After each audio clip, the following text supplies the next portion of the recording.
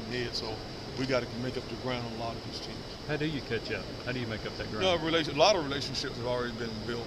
I knew a lot of guys when I left Auburn, especially in the Georgia area, in the South Carolina area, in the North Carolina area. We even knew some of the guys up in this Tennessee area. So there were relationships built, contact being made with some of these guys.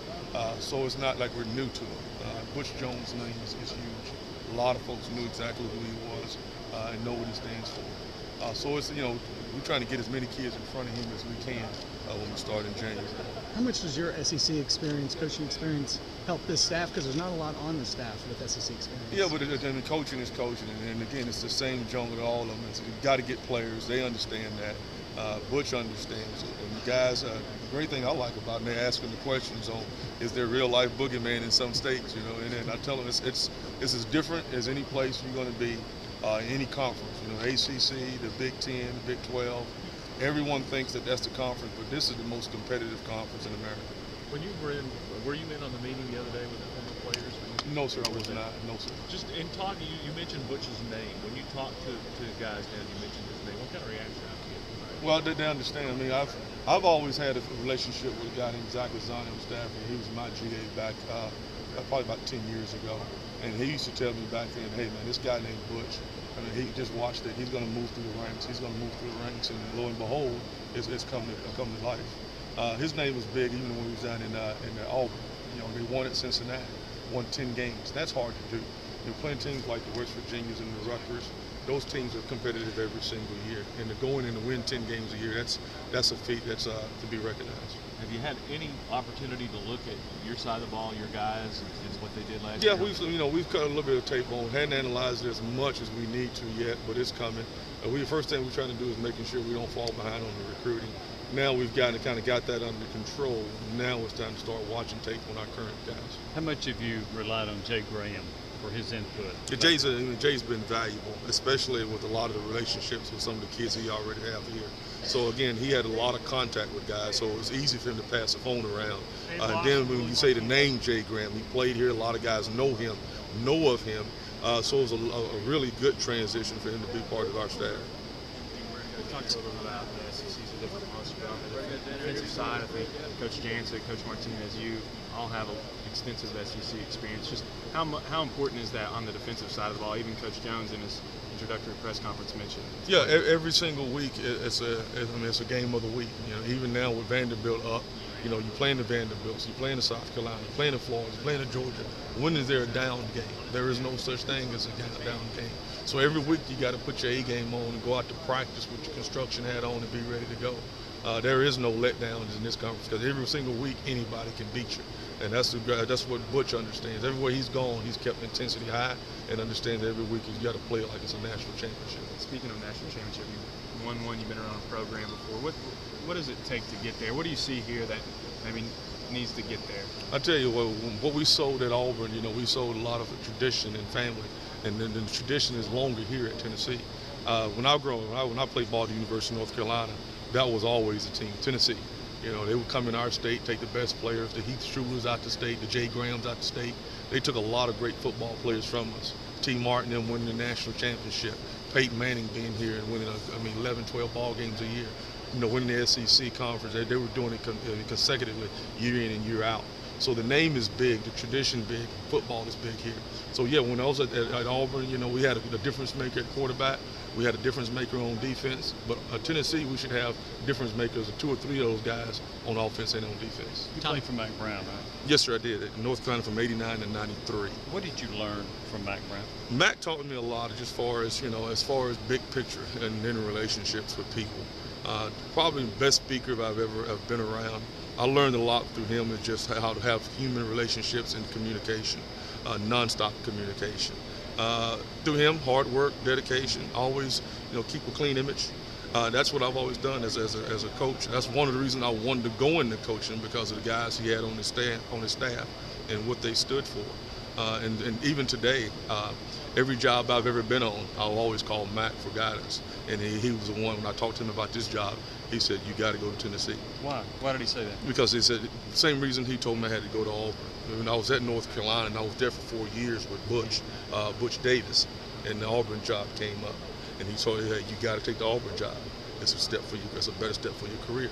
And at Auburn, I had a couple other job offers here around the country, and he said, "Thick, SEC is where it's at. That's where you need to go." Tennessee got great tradition. He's from the state.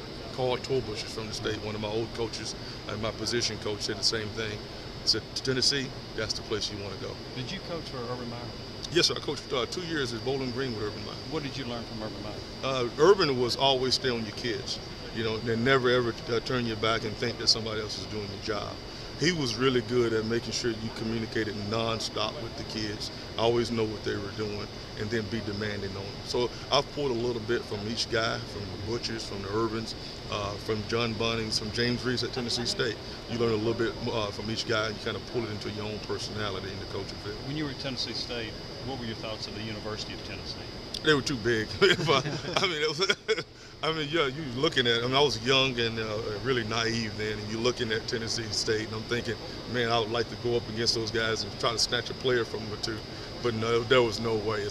On signing day, if you had a kid committed and you probably had him committed for a year and a half or whatnot, Tennessee called him on signing day, he was going. That's just. I'd look at him differently now because that's if you got an opportunity in this state, this is where you want to be at. This is the University of Tennessee. We are the premier school in the state. What's the most important thing you want to instill in a defensive back? In DBs, you want, again, the one thing you're always looking for in trait are speed, makeup speed, and then just the physicalness of the DBs. So for us, again, one thing we want to instill is toughness, smartness, and toughness in the secondary. Tommy, there's probably only one way this defense can go, and that's up after last year. Can it be a quick fix, do you think, or is it going to take some time? In anything, I don't think in this conference, there's no such thing as a quick fix. Our whole goal is going to be just to get better, and then see the improvement every single week. And so, again, we're not looking to jump from whatever we ranked last year to number 1, number 2. What we need to make sure happens is there'll be a steady improvement every single week and every day they come to work. You got experience in this conference. These guys are rolling in here from the Big East. You think they're ready for what the SEC is all about, or does that coaching sort of transition happen a little easier than maybe we give them credit for? Yeah, Butch has an edge. He coaches with an edge, and we're looking to have that same personality in our players. Again, when Tennessee was good, players here played with a chip on their shoulders, and that's the same chip that Butch has on his. What do you think makes you such a good recruiter? You got a reputation of an outstanding recruiter. Just relationships with people, doing backgrounds, go all the way back to your grandmother, your grandfather, the restaurants in your town. When we recruit you, we find out every little thing about you, and then when you come here, make it all feels like home. How eager are you about playing freshman right off the bat? I have no problem, but I've done that in the past. Even when I was at the University of North Carolina, I had 2 linebackers that came in as true freshmen, just 2 of them out there. Bruce Carter, who now starts with the Dallas Cowboys, and then Quan Sturdivant, who was with the Arizona Cardinals. Had no problem with throwing them out there and getting them to learn. Really, that's the only way for them to learn. How much have you had a chance to analyze the personnel? I haven't had much time to analyze them yet because, again, we were behind on the recruiting. But now, today, tomorrow, all the way through the break, the Christmas holidays, taking all the tapes back home with me and making sure I get a chance to analyze and critique each player. Thank you. Thank you very much. In terms of change, can change? I don't ever want to do change just for the sake of change, I guess, but for those guys that went through that season, one of the worst in program history in terms of yards allowed and points allowed, can just some new faces help with some of those kids? Again, there's always room for improvement. And I don't know what the situation was last year. It'd be unfair for me to even speak about it. All we want to do is when we get here is to make sure these kids improve every single week and that they have an enthusiasm about doing it. And that's the number 1 goal, improve them every week.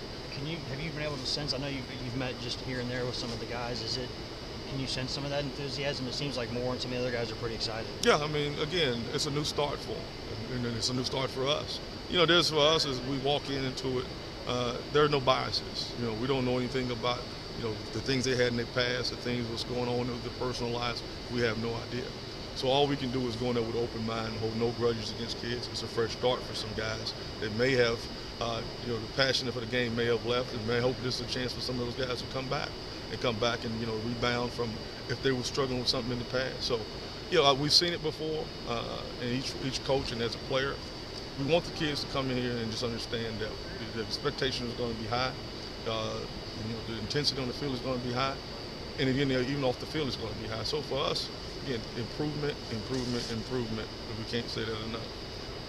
I think I'm wondering, when you were hired at Auburn, it was kind of a Gene should have kind of started this staff from scratch and hired one by one, and it took a while. Whereas here, bringing a lot of guys who have been with him for a long time. Correct. How does that change the dynamic? I mean, Coach Jones was saying that you can hit the ground running a little bit more, but for you, who's kind of new to the mix with these guys, how does it change the dynamic, if at all?